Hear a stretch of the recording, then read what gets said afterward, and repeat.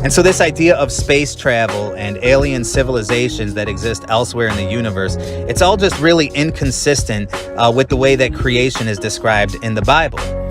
Now, if you're a non-believer, on the other hand, that doesn't invest your faith in what the Bible says, well, then the existence of intelligent aliens all over this universe is not only probable, but almost definite. I mean, we're talking about an almost infinitely vast amount of space that's just filled with hundreds of billions of galaxies, and each galaxy contains over 100 billion planets, they say. How could planet Earth, a tiny planet by comparison, be the only place in the entire universe where intelligent life exists? And supposing the Big Bang were true, and supposing Darwinian evolution was also true, well then how stupid would you have to be to suggest that planet Earth, a mere grain of sand in the seabed of the universe, could be the only one to contain civilized society?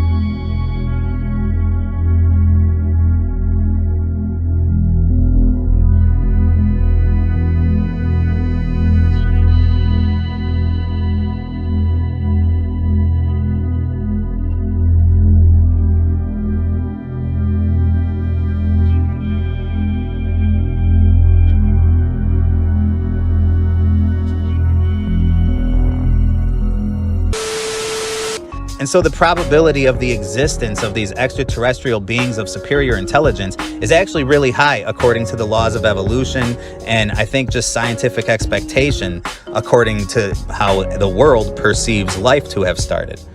And I would know, because there was a time where I considered myself to be somewhat of an expert concerning the topic of aliens and UFOs. I was truly captivated by that idea. In fact, it's sort of what introduced me into this world of conspiracy and secret agendas. I must have read about 50 books or more on the topic of aliens. I went in expecting sort of fun campfire stories, but what I found instead was just a whole bunch of solid evidence that the governments of this world were engaged in a cover-up regarding some type of alien agenda. And studying this topic is sort of what taught me how to research confidential materials as well. Like finding information via the Freedom of Information Act, and just how to scour through the internet, and certain keywords and all that kind of stuff, That's where it sort of taught me that. And as I studied these things, just countless books and documentaries and websites, and just sifting through stacks of declassified evidence and witness testimony, and I was just astonished to discover how much of this stuff was actually founded in reality. Who could refute such a massive collection of corroborating evidence? And yet, it would certainly appear that it was all being covered up, by the government and by the media. But was it being covered up? On one hand, it really is true that the media at that time would tend to downplay events like UFO sightings or supposed alien abductions.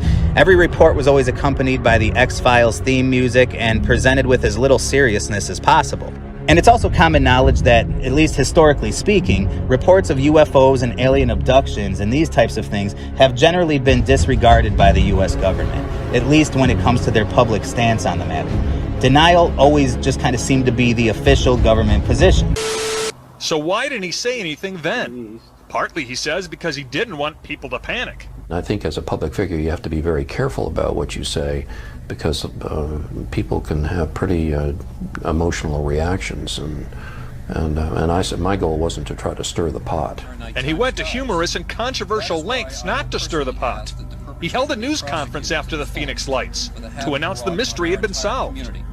And now I'll ask Officer Stein and his colleagues to escort the accused into the room so that we may all look upon the guilty party. Don't get him too close to me, please. In the alien costume, the governor's chief of staff. Now, this just goes to show that you guys are entirely too serious. UFO enthusiasts were not amused.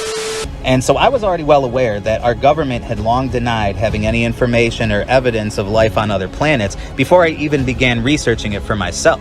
But as I began to uncover all these official government documents and references related to extraterrestrials, I was naturally shocked, and I soon became convinced that the governments of our world were indeed engaged in a full-on cover-up of this phenomenon. I mean, I was coming across entire archives and volumes of reported sightings, abductions, and even extraterrestrial communications from credible and high-ranking politicians and military officials, and all ranging over a period of more than 50 years. And there were all these reports and testimonies from important key figures which literally detail things like the retrieval of alien technology from crashed flying saucers.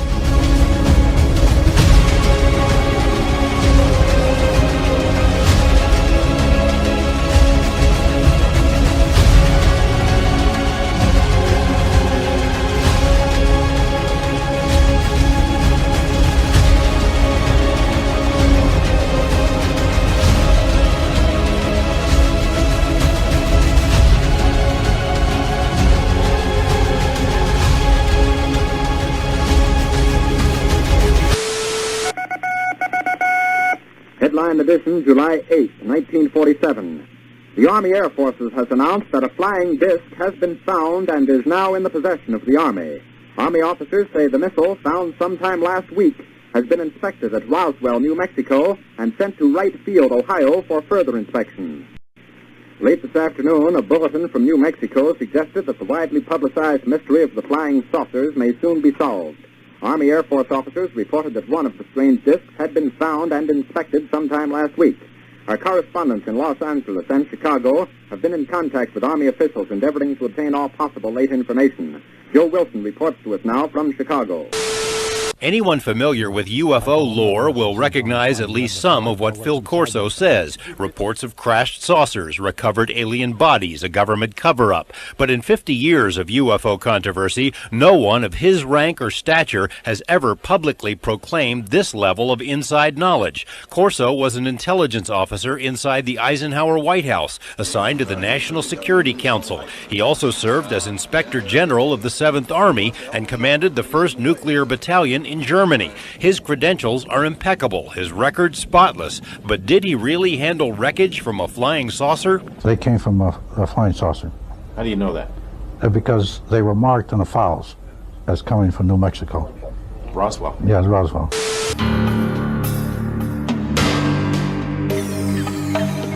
Philip J. Corso, a former member of President Eisenhower's National Security Council from the years 1953 through 1957.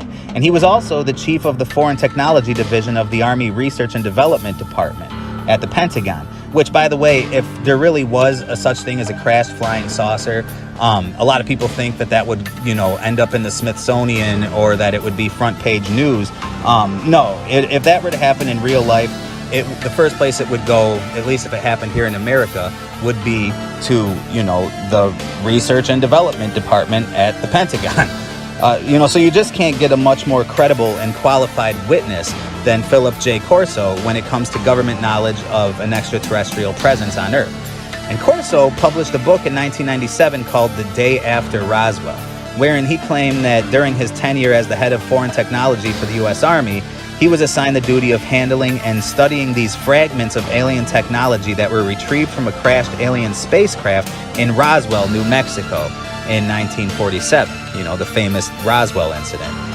And that while these materials were in his stewardship, he created a task force to conduct a reverse engineering project, which would study these alien technologies, and analyze its potential for earthly applications, specifically military applications.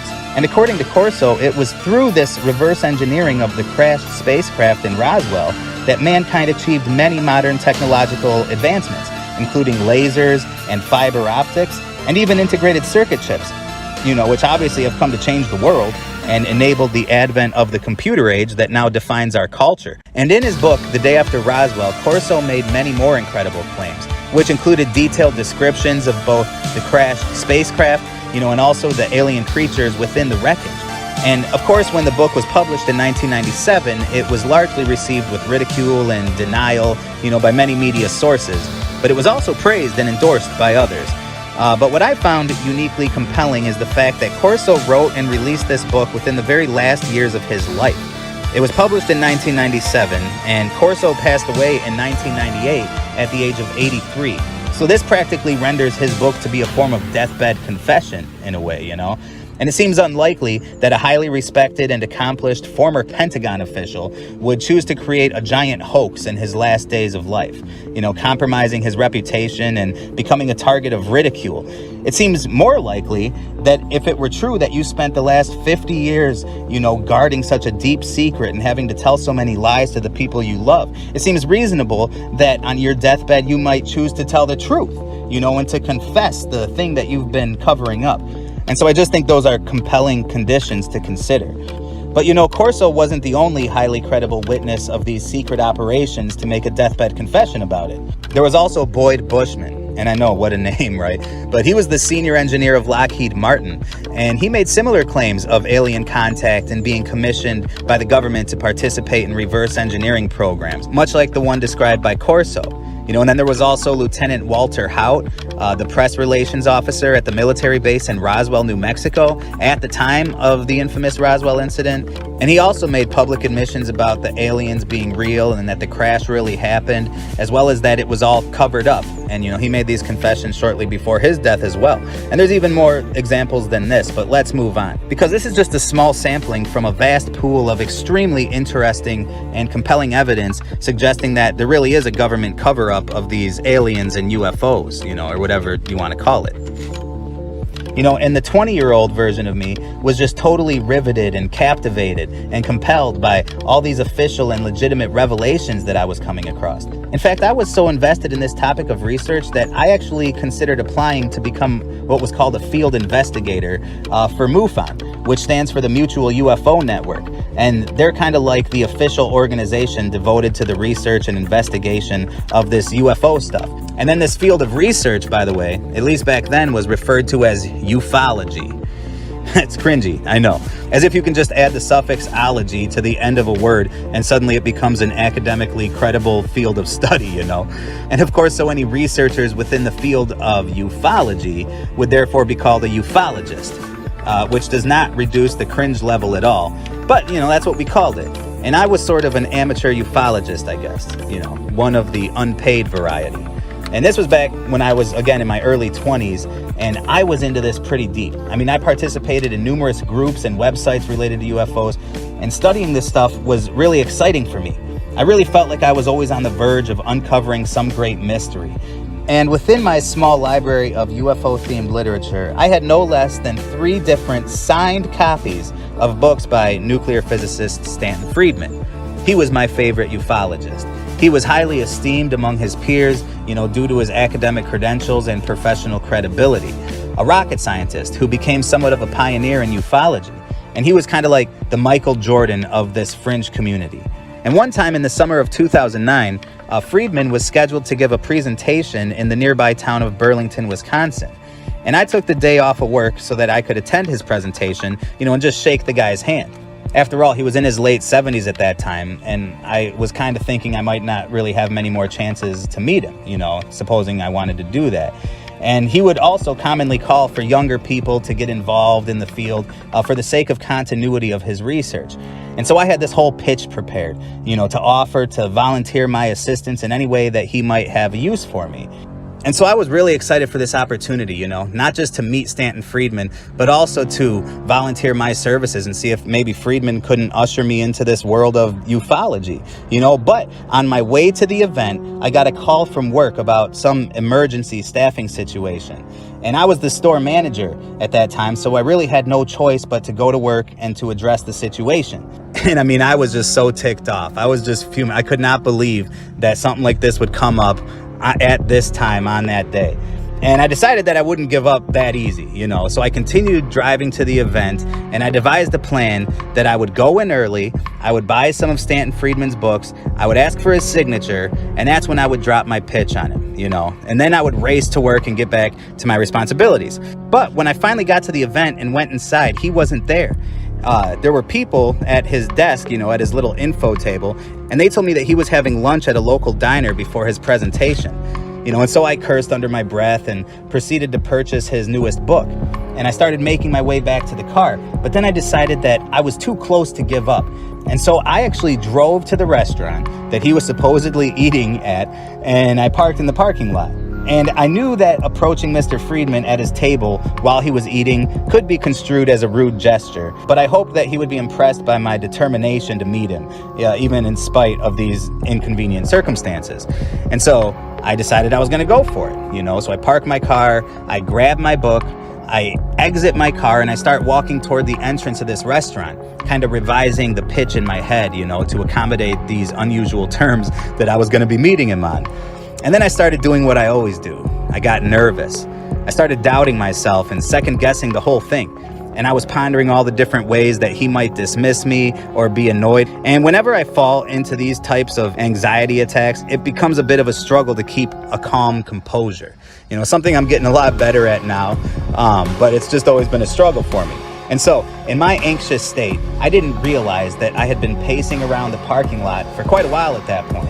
And I probably looked like a crazy man to any onlookers that might be watching me through the restaurant windows. And surely Stanton Friedman himself was sitting next to a window and probably watching me all along with pity and amusement. And I just ended up fleeing the scene in embarrassment. And I just went back to work, and I continued my little life as a shoe store manager. And I always kind of regretted my lack of confidence on that day. But that's the story.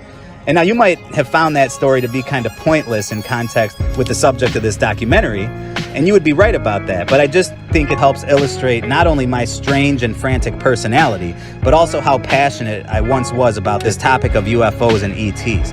And I want you to understand that the claims that I'm going to be making in this documentary are not based on some loosely held or flippant opinions of mine.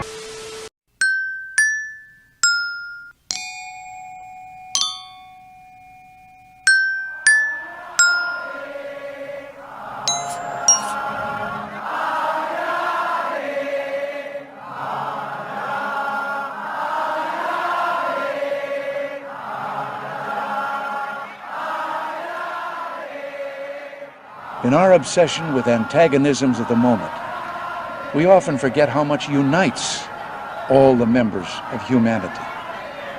Perhaps we need some outside universal threat to make us recognize this common bound.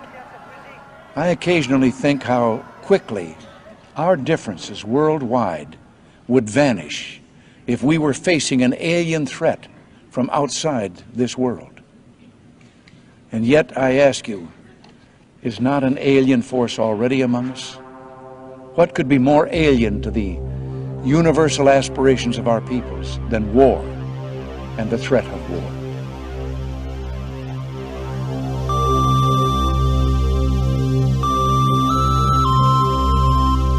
I want more on the UFO report. Unidentified flying objects. All right, President Clinton, first things first before we move on. UFOs. You've been the president. You've seen all the info. Are they real? Well, what do you know? What can you tell us? The truth is that we've never proved one, but there are things flying around up there that we haven't fully identified yet. And keep in mind, there are basically 1 billion galaxies in an ever-expanding universe. I'd go to the moon in a nanosecond. The problem is we don't have the technology to do that anymore. We used to, but we destroyed that technology, and it's a painful process to build it back again. If you walked on the moon, we're given the opportunity to swear to God that you walked on the moon. I'm going to give you the opportunity to get the hell knocked out of you if you don't leave me alone. When it comes to aliens, there's some things I just can't tell you on air. The truth is that when I came into office, I asked. Right, I was like, all right, is there the lab somewhere where we're keeping the alien specimens in spaceship? Why don't you swear on the Bible that you walked on the moon? I'm not trying to get you tell him to get out of here? This is a hotel. We'll call the police. Are you afraid for the truth to come out? I think you're some kind of wacko, I really do. Well, I think it's wacky to not swear to God on something that's supposed to be obvious. Well, would you mind swearing on the Bible that you orbited the moon? Come on. If you really orbited the moon, why would you have a problem swearing to God that you did so? The purpose, according to this document, was to back engineer captured extraterrestrial technology for adaptation into the United States space program. Now, I've since come to believe that the extraterrestrial portion of all of this is nonsense, but that the technology is real. I was introduced to the late Dr. Wernher von Braun in the U.S., the father of rocketry. In my first meeting with him during that first 3.5 hours, he said to me, "Carol, there is a lie being told to everyone." I believe that many of us were shown these documents over the years so that later we would talk about it. I mean, how can you keep the existence of extraterrestrials, if they were real, a secret? And how could anyone keep quiet knowing that they had seen documentation, official government documents labeled top secret, that expressed that these extraterrestrials were real and had visited this earth? And then he would repeat to me over and over, and the last card, the last card, the last card would be the extraterrestrial threat. To waste these dollars on a space-based weapon system, and they're all lies. If you show this publicly, you're open for a lawsuit. Okay?